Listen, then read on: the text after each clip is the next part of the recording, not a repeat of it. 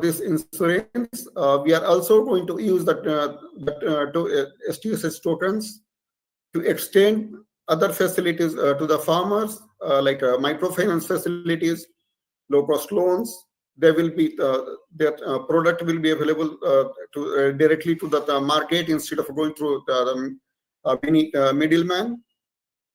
This will help them to enter better pricing, better profit,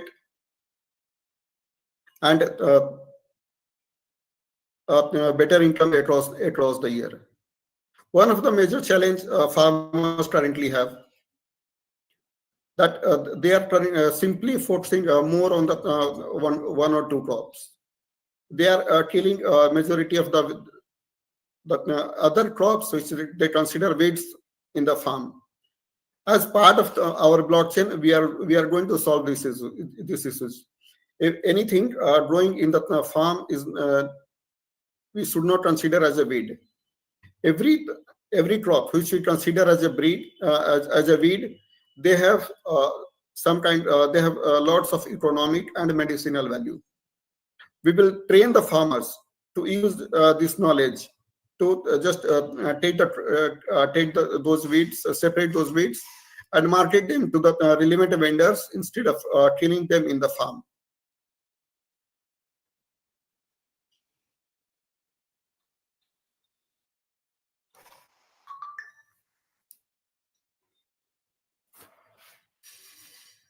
Thank you so much, Shujit Kumar, for those insights and also giving us a glimpse of Start Shield, the revolutionary insurance product, and the impact it's going to have on the agriculture sector. And of course, there are plans to scale it to a couple of other verticals, right? Yeah. Startups, SMEs, and all that. So thank you so much. You can hang around. I'm sure there'll be questions in the chat box or during the next session. So thank you so much for the presentation. So at this point, I think we have a panel discussion, and I think my colleague Raphael is ready to take us through this one. Raphael, do you have your panel in place? It's over to you now.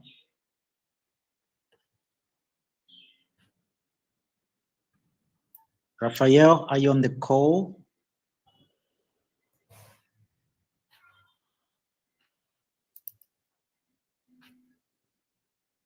Raphael, are you on the call? He's available, but I think he's muted.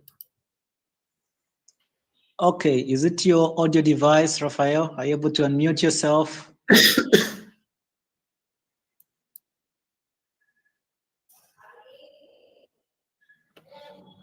Is Raphael on the call? All right. Good evening, everyone. Can you hear me? Yes, you're audible. Please go ahead. You're audible, Raphael. Hello, am I audible? Yes, we can hear you. We can hear you. All right. Good evening once again. At this point, I'll be moderating the panel of discussion. My name is Raphael Omocho. I'm the founder of Block Scholars Africa.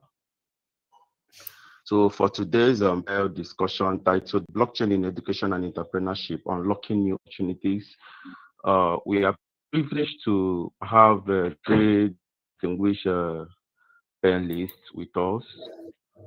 And okay, the first person is Professor Johanna Zowe, the president of Athash University. The second person in the panelist is Dr. Tammy Francis, the founder of Catalyst for Change Global. And the last is Richard Patio, CEO of Rock 4X. In this discussion, in this section, we'll explore blockchain is transforming education and empowering entrepreneurship across Africa. Each panelist will provide insights from their expertise. So the three panelists in this section, I expect to provide their expertise. So and we also address some of the questions that are already on the chat box. So I think straight to uh, we'll move straight to the first topic that was treated today, blockchain in education. The first question is going to Professor Johannes. Professor Johannes, are you live? Yes, I am. Thanks, guys, for having me. All right, all right. You're welcome, Prof. You're welcome. You're welcome. um, Prof, blockchain is often mentioned as a solution to ensure credibility in academic credentials. Now, from your perspective, how can this technology be effectively implemented in African education systems? Over to you, Professor Johannes.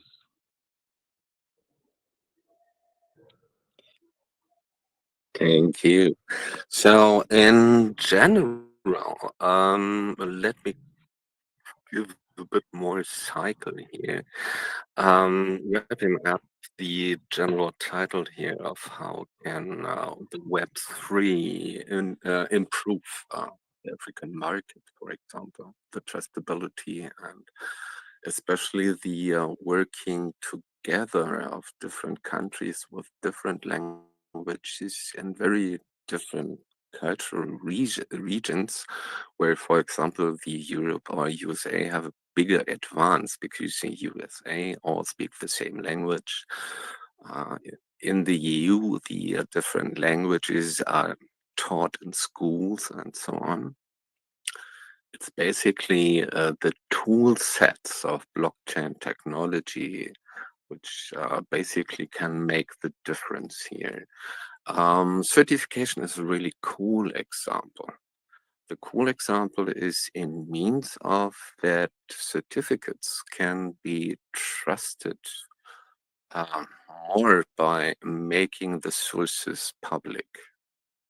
Um, Having things like zero knowledge proofs to just jump into some of the details, being able to provide certificates via IPFS references, having the track of educations and certificates, documents, and so on written on chain as NFTs or different examples, or giving the possibility to even have IDs and means of that wallet address, and then to the new systems can, let's say, um, decrypt messages, so proof messages from origins, which is a good part in here of certificates. And so in general, the basic tool sets of blockchain technology, far apart even from digital money and stuff, um, can massively improve the truthfulness and operation in, let's say, African or other different, diverse, and distributed environments, which basically count for the whole planet. I don't know if this is what you wanted to ask me. Let me know. Could you ask the question again? All right. Okay. The same question to Professor Dowell. I said blockchain is often mentioned as a solution to ensure credibility in academic credentials. Then now, from your perspective, Prof, how can this technology be effectively implemented in African education systems?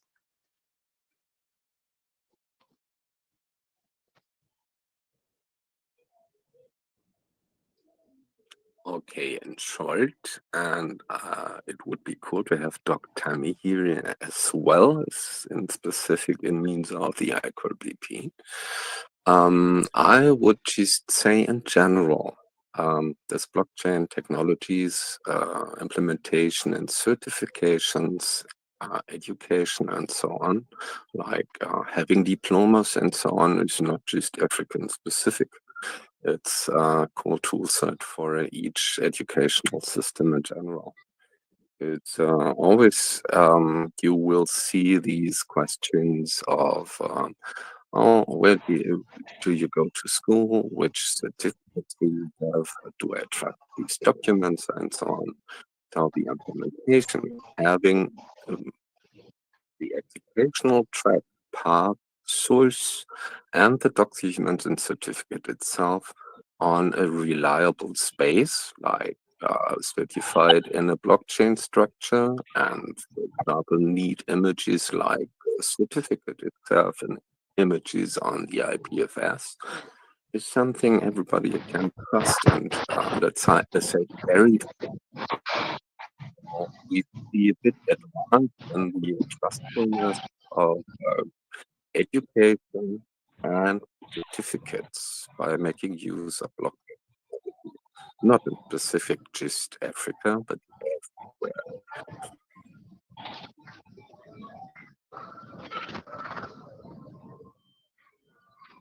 Raphael, can you mute your mic? All right. Prof, thank you so much.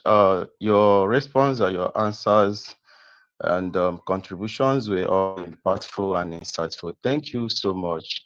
We'll still come back to you as we progress. Thank you. We have the second person in the panel, Dr.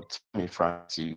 Dr. Francis, over to you. What role can blockchain play in democratizing access to education, especially in undeserved communities across Africa?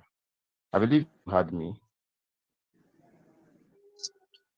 Yes, I did. Hello, everyone. How are y'all doing? I hope you're having an amazing day. So when we think about blockchain technology and what it can do by democratizing access to education, one, it addresses the systemic barriers and eliminating some of those barriers. It, of course, it increases transparency and inclusion and make sure that it's available for them. So, you know, some of the educational platforms can also be, they can be, the blockchain-based platforms can be decentralized, which also makes it provide free or low cost access to educational sources. Some of the other things that are, you know, like kind of in that same vein that maybe not directly related to blockchain, but leave it open education resources, but it also provides an opportunity for some of those type of things to be put on some of the blockchain-based platforms that are out there. You know, part of this is shifting, right, the control. We want to shift the control. We want to give the user, the student, the control.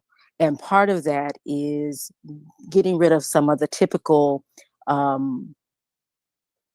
gatekeepers, such as institutions, such as publishers. When we talk about textbooks, I know textbooks is a huge thing. I know that some of the organizations that I've worked with on the continent of Africa, some of them have really had issues with textbooks and having access to textbooks. This would address some of those things as well. Students would also have access to their credentials. They'll have them on where they can just log into, get into a wallet and check their credentials, and they have access to their lifelong learning, whether it's experience or the traditional or the formal training. And so, and those things can be verified without having to jump through all these hoops and do all these things. And so I think that part of this idea of democratizing is one, we make it accessible.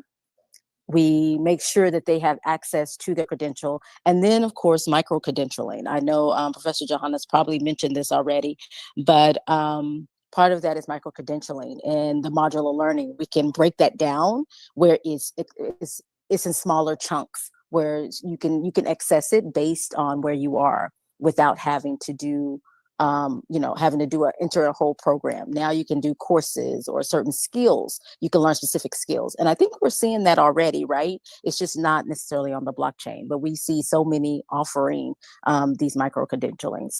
You can even tokenize it, right? So now you can even get tokenized incentives. Scholarships can be on the blockchain-based tokens. And all of that can reward learners, can help with funding, and all of that makes it accessible and inclusive. So I think that, those are just some of the ways we can go into, how accessible it is on a global level and all these things, and how they can eliminate some of the borders that are there that exist, that don't really exist, those imaginary borders. But we also know there's challenges, right? I think that's part of an issue with democratizing the access through blockchain technology, is because, internet access.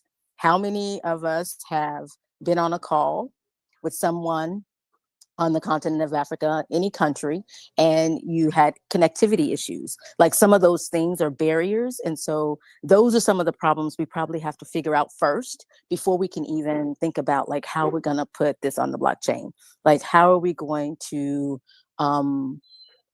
eliminate some of those barriers that we have now, so that way we can access it? Because once we eliminate those, then I think blockchain technology, if we have, the blockchain-based programs and things that are on the blockchain, it'll just set the world on fire, I think, because I think you all will see how accessible it is, and how there's so much talent that now can be realized and seen because we have eliminated some of these barriers. I can go on and on about all things about corruption and bias and all these things that could happen by it being on the blockchain, that it would eliminate. But I do want to say, like, we're talking about diversity, equity, and inclusion. When we're talking about inclusion, this is the way to include everyone and to make it accessible, affordable, and incentivized, so that everyone can kind of keep learning and keep growing for a lifetime.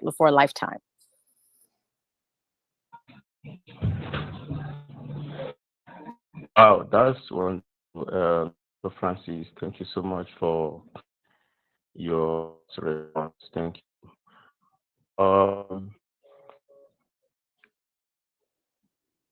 So much, Dr. Francis. I think we'll be moving over to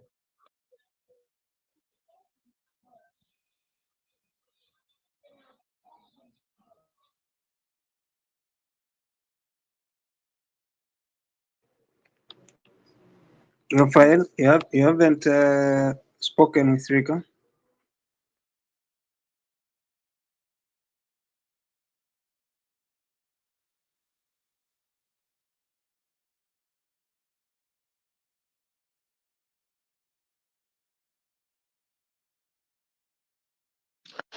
all right. I was having a network glitch. Sorry. Rika, See, back I to you. told y'all, see, network glitch. See, already that's the barrier. Rika, are you on the call? Yes, I'm here. All right. Rika, thanks for having you today. Thank you for joining the call. Rika, blockchain technology has been held as a game changer for startups. Now, how can African entrepreneurs leverage blockchain to access funding and grow businesses? To you, Rika. I'm so sorry, but your voice has been breaking and I couldn't understand your question. All right. Can you hear me clearly now? Yes. All right, all right. Thank you so much. As I said, blockchain technology has been held as a game changer for startups. Now, Mhm. how can African entrepreneurs leverage blockchain to set funding and grow their businesses? I believe you heard me clearly. Okay. So, first of all, thank you very much for having me here. It's a great panel and good, insights being shared here. And to answer your question, how industries or startups in Africa can access funding through blockchain, I think at these, especially the time that we're in, it's very easy to access funding through tokenization, either of course through launching your own tokens, but also allowing businesses to raise capital mainly by issuing tokens that represent their equity or debt. And there are multiple projects also that are going on, which I was researching in Africa, like Bid Degree, that has been offering tokenized scholarships as well as launching their accelerator programs that enable broader investor participation through on chain um, fundraising. And I think this is one thing which is just not only in Africa, but across the world. Crypto fundraising through tokens is a great enabler. But specifically speaking for entrepreneurship in Africa, it really allows people to tap into opportunities from global markets as long as they're able to create a value proposition and utilize the network effect of the startup ecosystem or the Web3 ecosystem at large. So I feel that that's one of the easiest and the best ways to move forward, to have your own tokens, and you can, instead of doing equity raise, you can do token raise.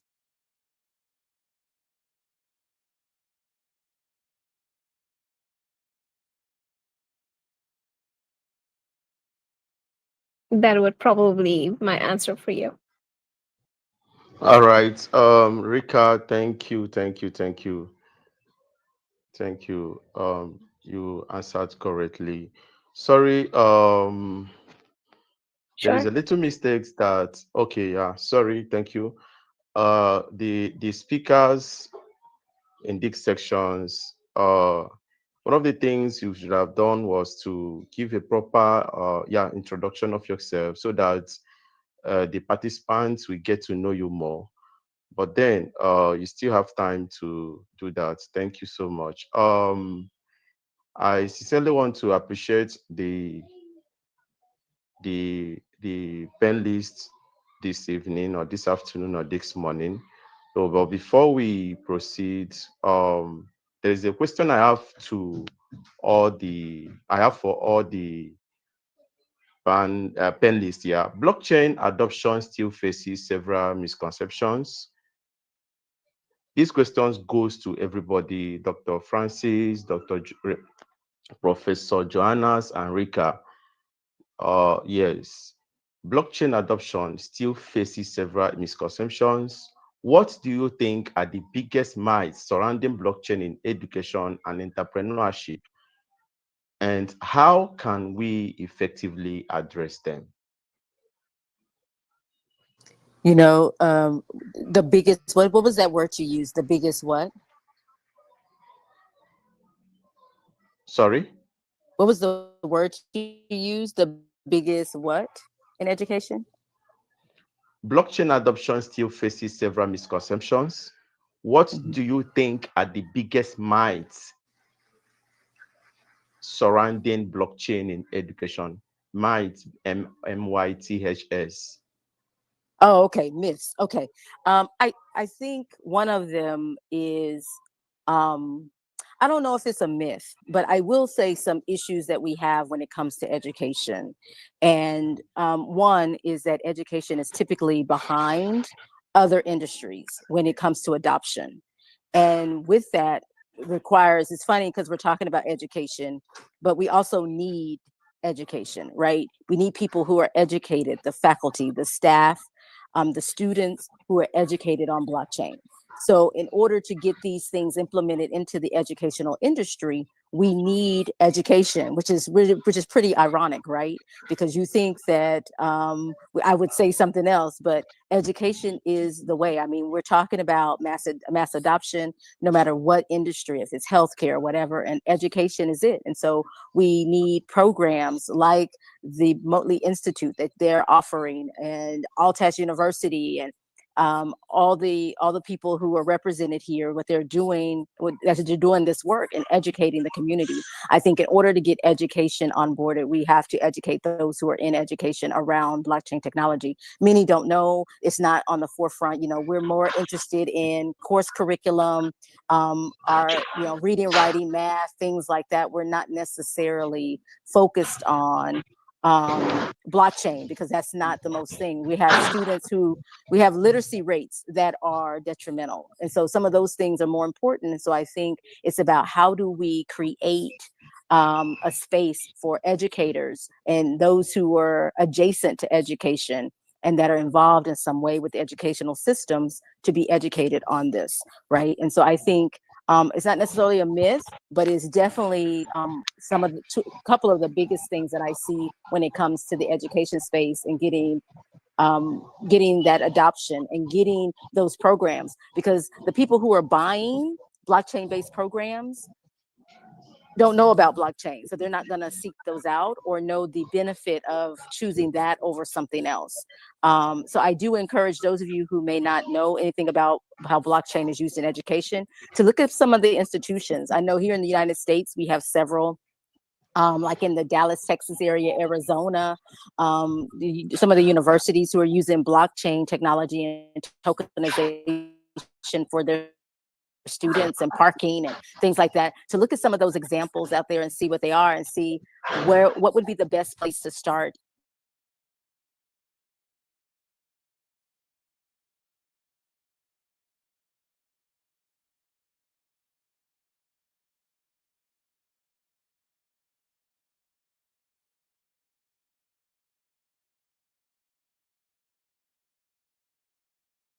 As blockchain technology. Thank you. All right, Dr. Francis, thank you. Okay, the next person, Professor Joannas, are you still live? Or Rika? Yes, I am. Okay. I believe you understood, you had the question that was asked. Or should I repeat it again?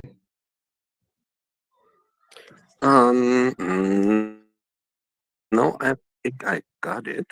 Maybe let me tell you, I'm a big fan of this Humboldtian education thing. So I think one of the biggest myths in an education blockchain technology is that it's focused on physical money and these means, and especially the skills and possibilities of blockchain technology is massively unknown and undervalued in these means.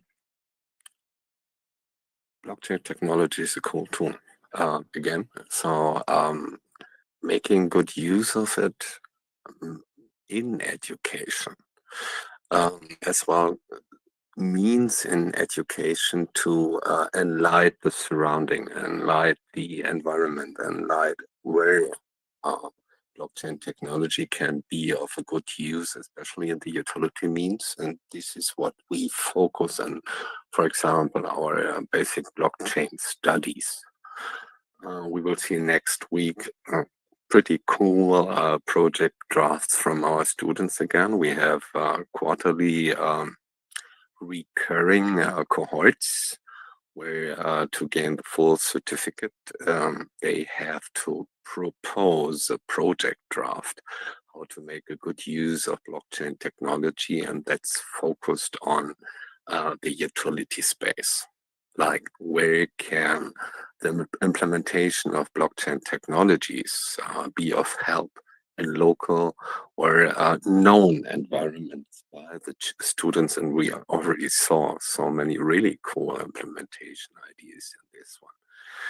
So in means of education, the biggest myths are stepping apart what's well known via YouTube, and so what's about blockchain technology, or what's about the Web3 and so on. In means of content and lighting, what one can really do with these tool sets. One thing for sure is like certifying IDs of students or stuff. I bet our previous speaker, Sajid, can give us some more really cool details about digital IDs in India, because this really was a huge step in the economy there, that those with not a government normal idea could have a digital idea. I forgot the name. It was with A. I'll get through it. I'll read in the chat in a second. So the biggest obstacles and the biggest advances from my side in education is to make people aware what the chances are, what the possibilities of implementations are, and what the prospective ways of technology is. Not just on a specific single example, but where this can and will lead to, and where it should lead to out of their perception, just stepping a bit apart of just a simple, another token to do something, but about what really should this do, and how can structures be configured to really be effective in these means.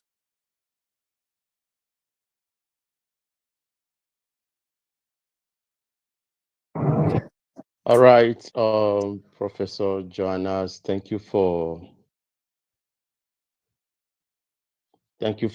your contribution. Okay, Rika, over to you. Take up the mic.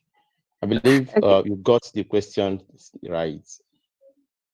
Yes. Thank All you. right, wonderful. Thank you. I think these are great points that have been discussed, and since we're in the Bitcoin all-time high, times, I'd like to probably draw everyone's attention towards how Africa can also um, focus on utilizing, you know, the Bitcoin's hyper growth and adoption across Africa, especially because all of us, not only just in Africa, but specifically, if we were to say in Africa, I see there's a lot of increase in cryptocurrency adoptions, which is maybe because of several economic factors as well. I have also noticed that countries like Nigeria, South Africa, and Kenya are leading in crypto adoption, especially with Nigeria now becoming a global leader in peer-to-peer Bitcoin trading, as well as a lot of other peer-to-peer concepts growing a lot in Nigeria. Despite regulatory challenges, the potential for tokenizations, especially to provide secure and efficient financial services, is something that we should be looking at. Now, in this whole broader view, one of the key roles that universities can play, because we want to make sure that the the growing population or the youth population has access to the global markets, but then they have to have the skills to be able to skills both technical as well as from a philosophical point of view of what Web3 really is. Universities have to play quite a crucial role in fostering, especially the understanding of Bitcoin adoption, because Bitcoin mainnet, of course, we all have different takes and understanding of blockchain, and every blockchain has their own use cases. Different protocols have their own use cases, but just that. We can't ignore the technology that is being used for Bitcoin and the side chains that are getting developed. It's important that universities include technology, integrate blockchain technology, especially focusing on Bitcoin. The education can equip the students with the technical skills needed to develop further applications and explore innovative use cases for Bitcoin.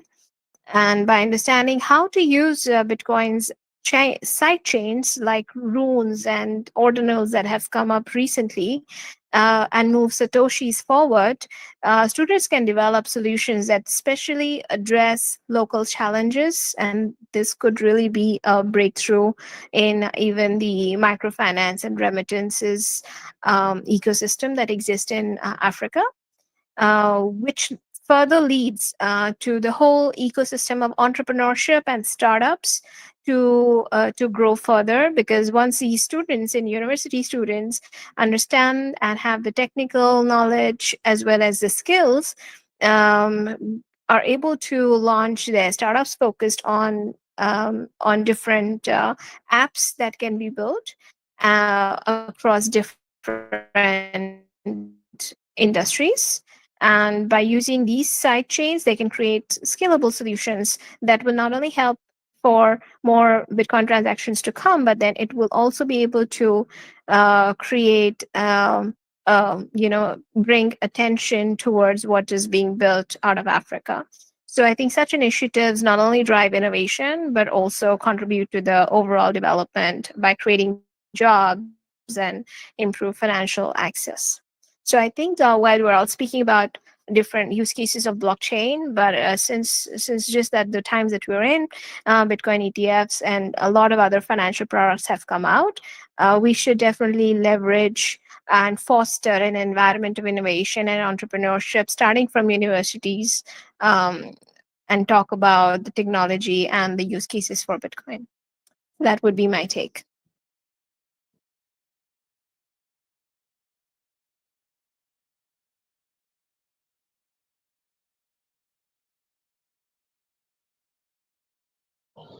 All right, Rika, thank you for your contribution. Thank you so much.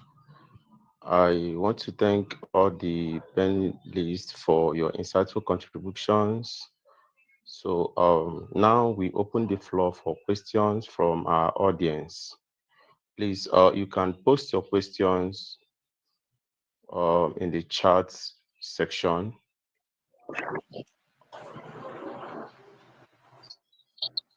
Thank you so much for the good insights so far that we've received. We'll have our last speaker with Solomon, Victor Solomon, a blockchain advocate.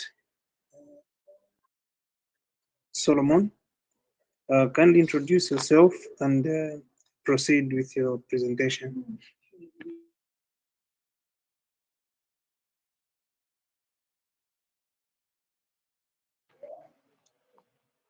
Victor Solomon, are you on the call?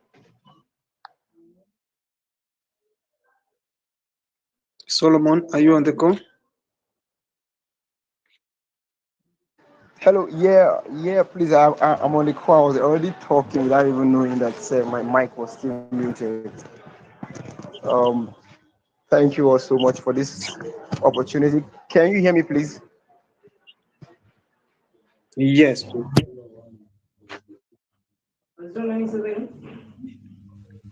You can introduce yourself and then proceed your presentation. We can't hear you again. Hello? Hello, can you hear me now? Can you hear me now? Yes, Solomon. All right, thank you so much. My name is Victor Solomon.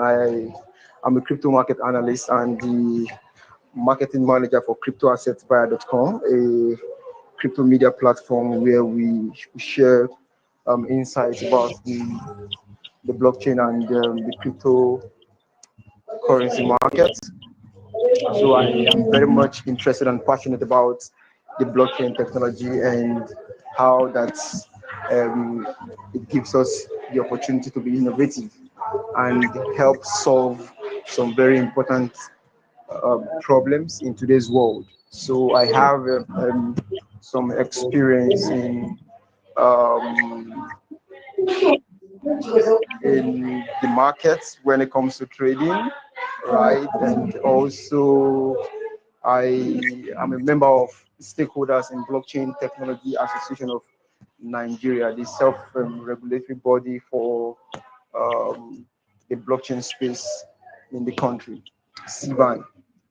So yeah, I've listened to all of the inspiring speakers before now, and I'm excited how that there is some form of unity in the line of thoughts. Everyone is interested in promoting education.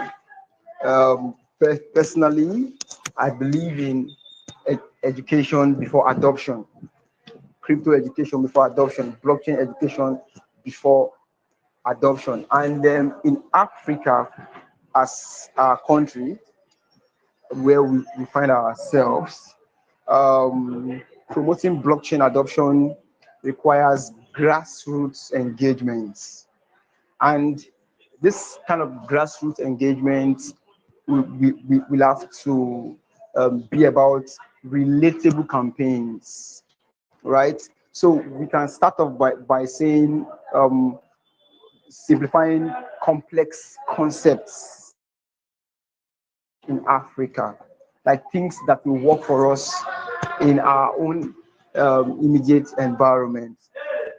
For example, for example, we understand blockchain as a digital ledger that nobody can cheat.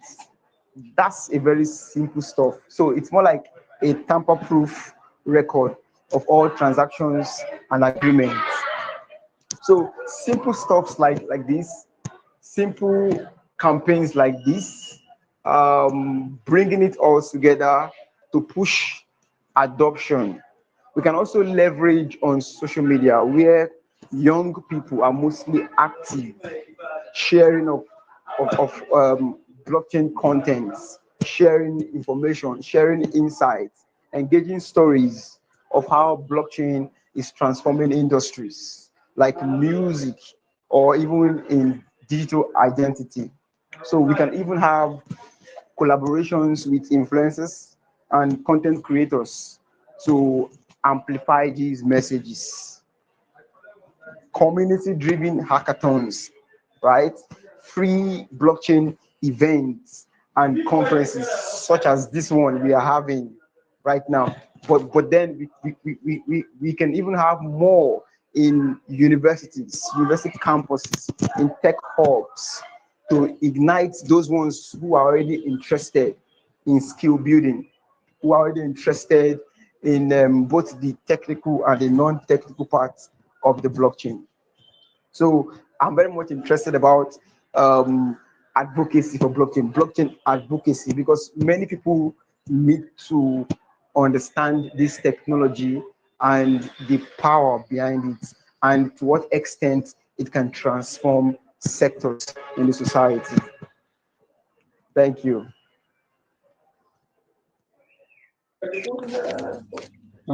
Thank you, Solomon, for that and for working, okay, for wrapping up today's discussion. I would like to take the mic back to Raphael so that you can continue with the question and answer. Raphael, it's your floor.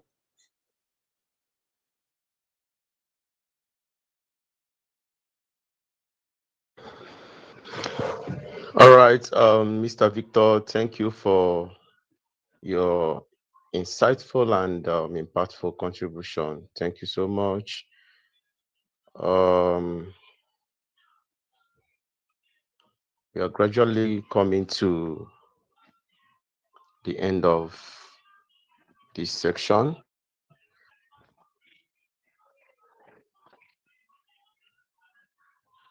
So at this point, I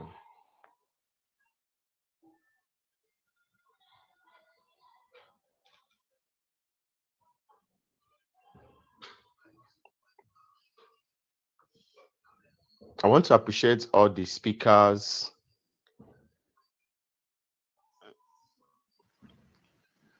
I want to sincerely appreciate all the speakers from Raphael, from. there was a question. There was a question in the chat box. Has it been addressed? Costinelle, I dropped a question in the chat box, and it says, "What are the economic and financial barriers preventing investments and the development of Web3 and blockchain projects?" So any of our speakers can respond to this question. Nick, you're on the call. Alejandra, Shujit should still be on the call, and any other speakers on the call, you may want to respond to that. What are the economic and financial barriers preventing investments and the development of Web3 and blockchain projects? That is the question in the chat. I don't mind taking this one if Sure, Nick. if others want to add on later. But I think it's actually the same thing that everyone has to deal with, which is regulation. If you think about regulation in its history, it's often quite slow. I mean, I think it was Elon Musk who told the story about how it took the seatbelt 10 years to get passed through regulation, and that was from the auto industry, right? They were, that was something where, looking back, we think, wow, everybody needed that. It keeps you safe. Like it should be obvious, but it still took 10 years to pass through regulation before it was widely, adopted and accepted. And part of that is because there are already traditional interests at play, financial interests, and maybe not all of those interests are in the best interest of the people or decentralization, but that is a challenge in itself, because you're at the mercy of individual governments, individual countries, all with their own, agenda, roadmap, plan, elections. I think so if we could continue to educate people, like so many people mentioned earlier today, then we will be able to give that power back to the people, so that the people could perhaps get the momentum and create that movement that puts more pressure on the regulators, so that we change the narrative and we don't have to feel like we have to defend this. It actually should just be something that we all should be advocating and promoting, and not defending it to non-Web3 people because they think it is a scam, or they think it is a bubble or a flash in the pan. So I think that's something where I think all of us, no matter what industry we're in, no matter what country we're in, no matter how long we've been in the Web3 space, we all can unite and collaborate and make something good out of the fact that we have all this decentralized knowledge. And I think we're stronger together when we do that.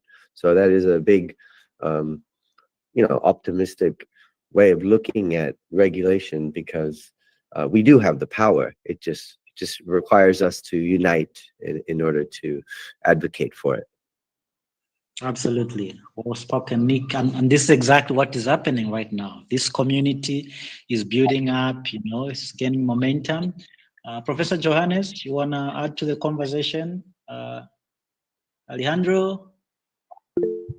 Shujit? Okay, I see the hands coming up. Okay. Okay, maybe you hang on a bit. I see a hand coming up. I think it could be a question. Okay, Darius has even dropped off. So please go ahead, Professor Johannes, Alejandra. You wanna add to that? Yes. One of the things that we're facing, I know that the regulations are one of the most important things that we have to cope with. The issue is that if we can, for example, start considering not to use cryptos to solutions, it will be easier because we can just start matching a token with fiat and find a way in which we can just work with it. And once we have the regulations in place to use cryptos, we just shift the lever to the left, and we can just operate with cryptos. The most important thing is that we can define the projects and give them the message to the government or the entities that we can develop new economies where there were none. For example, if we tokenize water or energy or whatever real waste we have, we will start getting building an economy where there was none. And when we start developing a new economy, they're going to be flowing. We have the inflow of resources, so we can start with that. And the economic side, we can start maybe going to the big organizations like funding organizations like the IMF or the Eastern Africa Development Bank, or even go further and then touch base with the Inter-American Development Bank, which we're already working, and they can start funding projects. Once we have the base, we can start just creating. Maybe just imagine that we can build a bank of tokens that's going to be managed by a private or public organization, and that token can be matched. If we say 1 liter of water means like equals to so many dollars or so many local currency means, then we can start just getting in the flow of getting more economy in fiat, and then we can just, once the economy is already flowing with money, we can start the second phase of what if we open to the world and make crowdfunding or get investors in, and let's say like we have like an exchange, so where they can invest in the projects privately. Then it's not only the government, but we need to find a way in which we can just make the government see that the benefits we are having. So just imagine if we can do that with energy, with water, with agriculture, so that we have mentioned, and maybe we can just build NFTs that can be commercialized in a tier 2 market. So Absolutely. Absolutely, Alejandro. So this is what it's about. It's not for us to wait for the governments. Governments are not designed, to drive innovation, right? It's us who are in the private sector to do that. And this is what is happening. This community of like-minded individuals coming together and then, putting our ideas together, how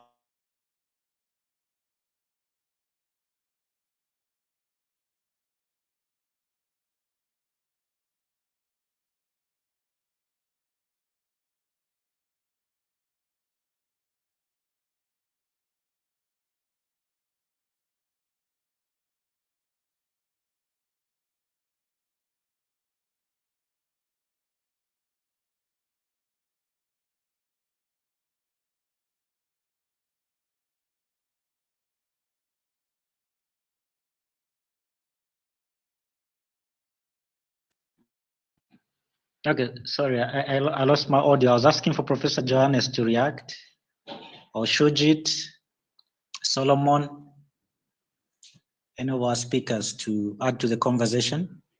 One of the things, if I may allow, is that's Sure. one of the things that we can just focus now is what if we start developing deep projects? I mean, this new way of seeing things is quite innovative. I just seen Kualu, someone from Kualu said something I recommend you guys want to be part of, there's a channel in YouTube named Deepin Hub, and this is a Deepin association in Switzerland. But they're just trying to find a way in which you can build and strengthen the Deepin communities. Because everything we're seeing, like in the Web 2, was Internet of Things. Now it's Deepin. So it's the most important thing that communities can start with. Maybe just developing maybe an energy plant for the region and sell it to the energy to the state, or just building a telecommunications network that can sell internet through to the others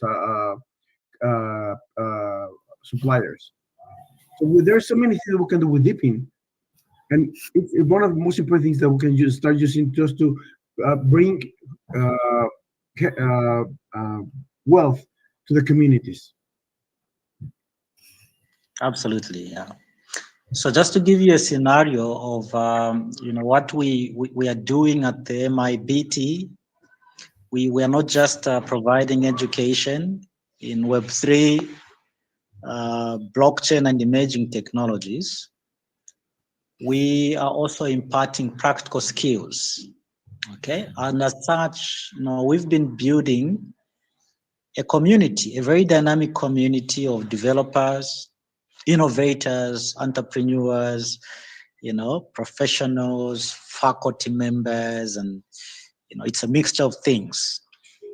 So we are doing skill development in Web3, AI, blockchain technology. We are using languages like Motoko, which is specifically designed for the Internet Computer Protocol. And then, of course, Python is working well. So what we are doing is we are moving from just, educational projects. For example, if you listen to Shujit, he made a presentation on how blockchain can be practically, applied in the agriculture sector, and he made reference to StartShield.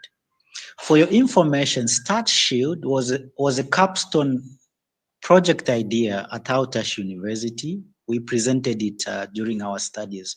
But what we've done is we've moved further. As we speak now, StartShield is a startup, okay? And it's attracting talent from all over the globe, right? Starting from the advisory board, we have, folks from the US, we have part of our team from Europe, part of our team from Asia, Africa, and everybody.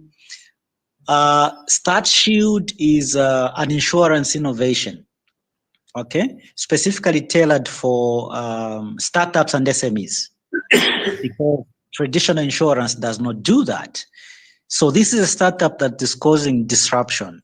Just before we came to this session, we had a meeting with one of the local banks. They've jumped on board. They're very much interested coming on board so that we can work together and develop this concept. So this is just an example of what we're working on. Professor Johannes, you actually validated this idea, and we've moved on. We're actually implementing it, right? So we would like to see more of such ideas in the blockchain space being translated into startups, so that we can create empowerment, employment opportunities, and also the impact that is much needed. So we are so delighted at the MIBT that we have a community of like-minded individuals coming together in this manner. This is just the beginning. For your information, these webinars are monthly, so we have a monthly webinar. Another one will be coming up. So if you want to continue to contribute to this conversation, please let us know so that we see how we can continue to collaborate. And for our colleagues who are attending, you are building your skills, your knowledge, and all that. Please be informed that you'll be getting your certificate of participation at the end of the program. It will be sent to your email. Yeah. So I just wanted to mention that. So we want to thank everybody that has been part of this conversation. So we'll allow our speakers to give their concluding remarks as we come to the conclusion of this insightful conversation.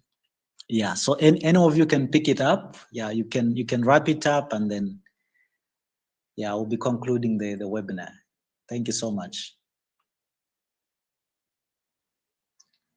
So any of our speakers Thank would you like so to much. start? Yeah. Yes, Mr. Johannes.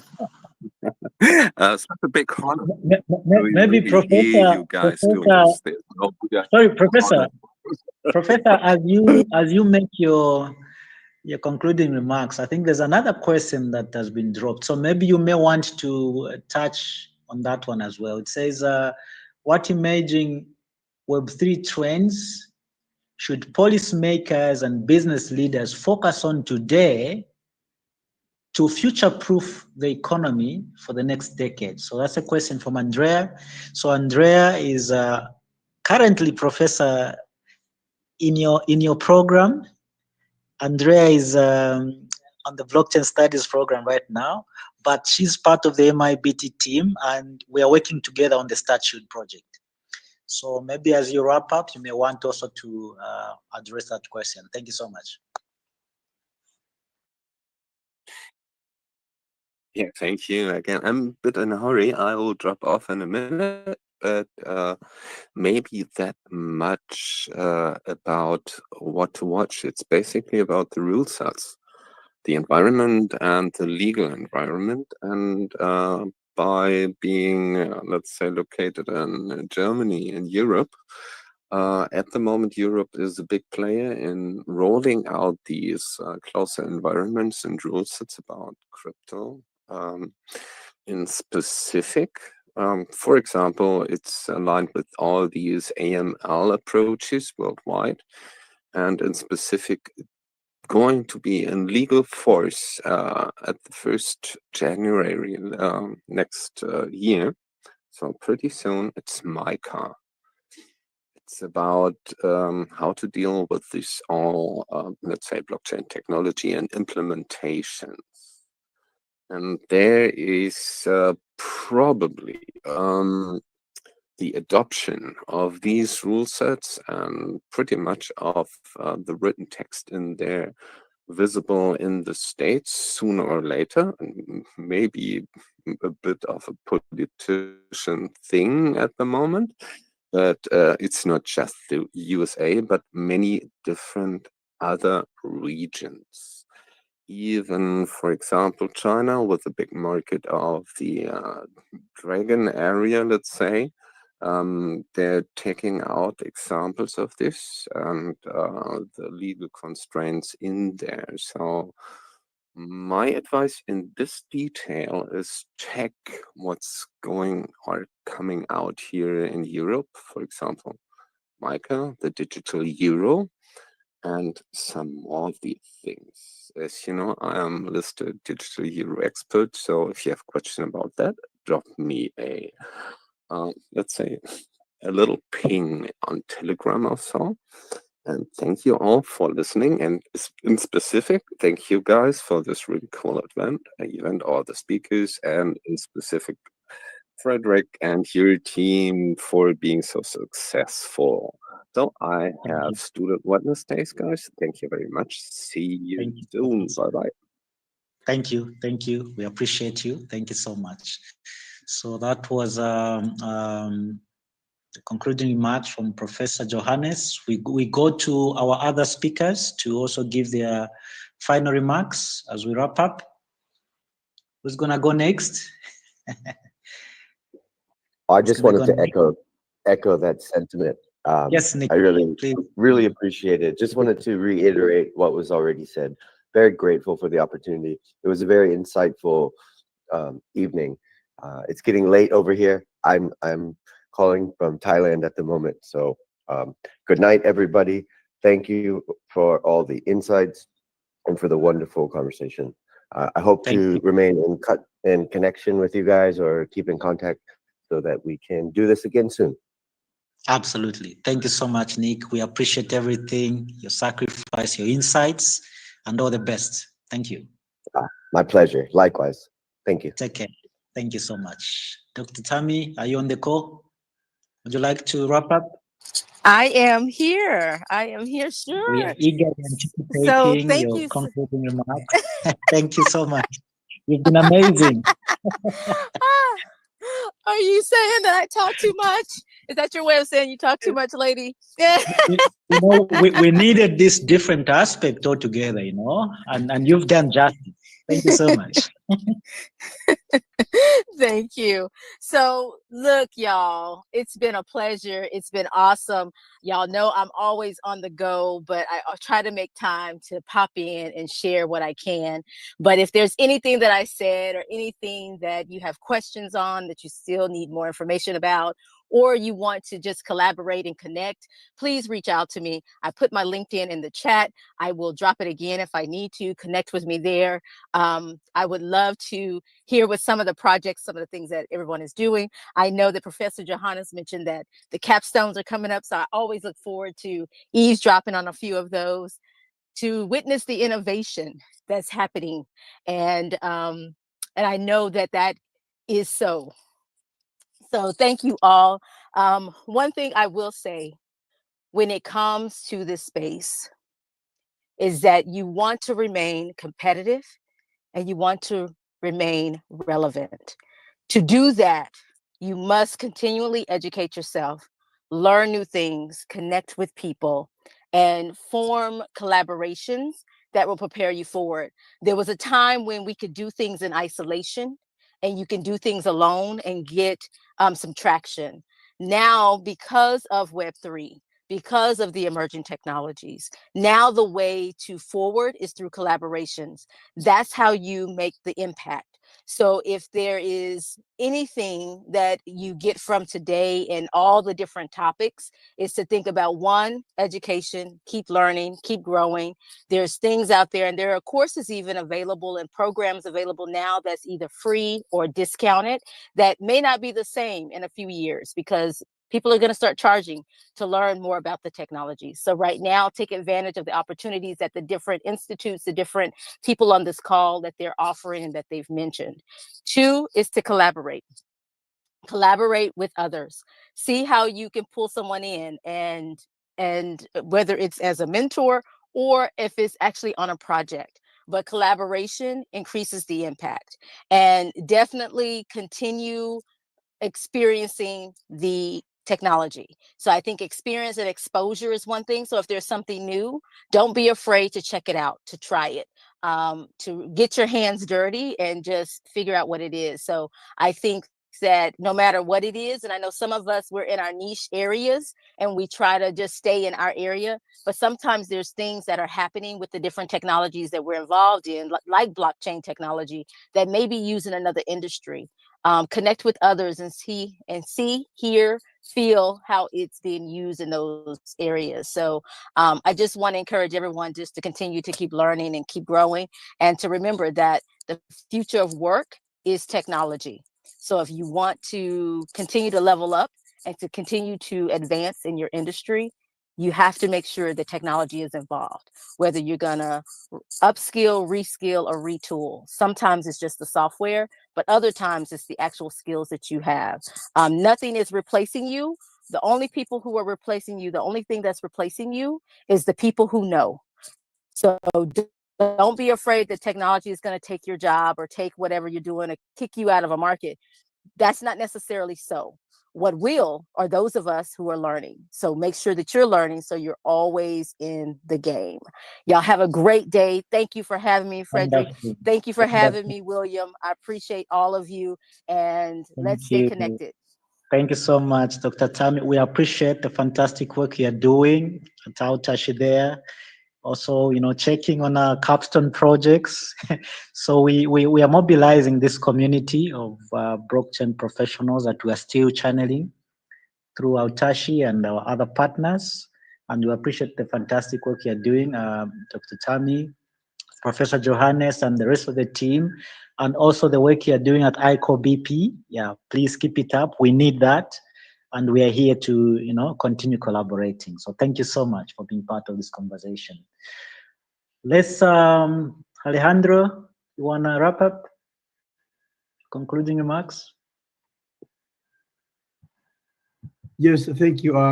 Well, after Tammy comments, I think that one of the most important things that we need to join forces. And I've seen that in every country there's someone trying to develop the will, and